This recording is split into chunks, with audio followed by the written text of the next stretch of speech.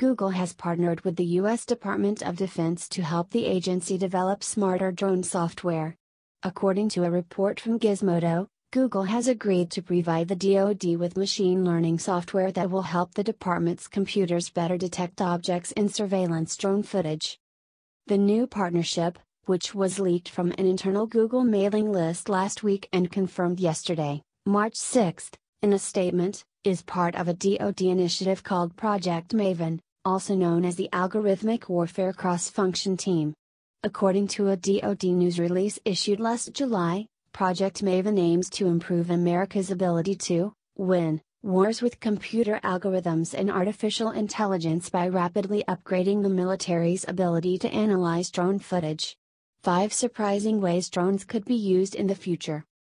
The project's first goal is to develop artificial intelligence capable of automatically detecting 38 classes of objects regularly seen in military drone footage, the DoD said.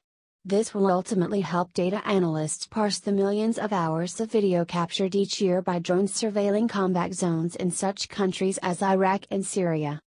AI will not be selecting a target, in combat, anytime soon, Marine Corps Colonel Drew Cooker, chief of the Algorithmic Warfare Cross-Function Team, said at a Defense Tech Summit last year.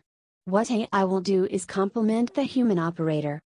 Google will reportedly help the department achieve this goal by providing software building blocks known as TensorFlow Application Programming Interfaces, APIs, which are often used in building neural networks. This specific project is a pilot with the Department of Defense, to provide open-source TensorFlow APIs that can assist in object recognition on unclassified data, a Google representative said in a statement. The technology flags images for human review, and is for non-offensive uses only.